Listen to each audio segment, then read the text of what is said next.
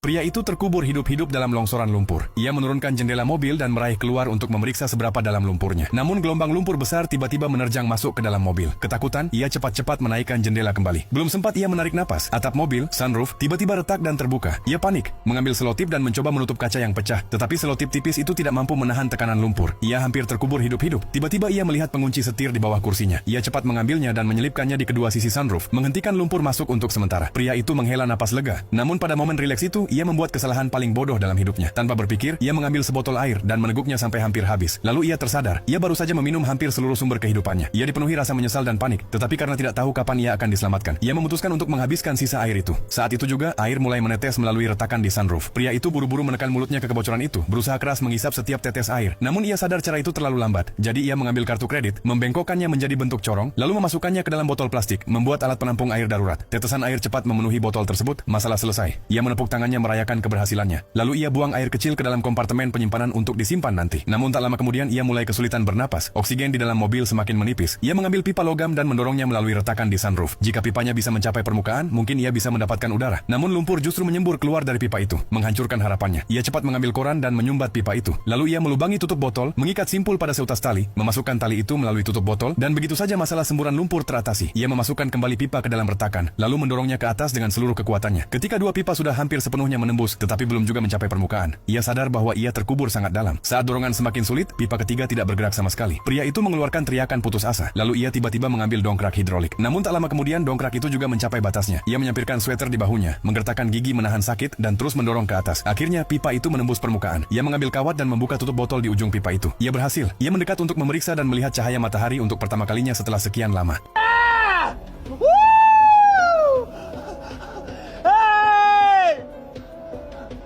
I'm down here! God. Lalu ia dengan rakus menghirup beberapa napas udara segar dan mulai berteriak minta tolong. Namun setelah berteriak cukup lama, tidak ada respons. Kemudian ia mendapat ide. Ia menggunakan pemotong kuku untuk memotong tali, menyalakan koran, dan berteriak sambil memanaskan pipa, berharap seseorang melihat asap yang naik ke permukaan. Tetapi ia melupakan satu kesalahan fatal, menyalakan api di ruang tertutup.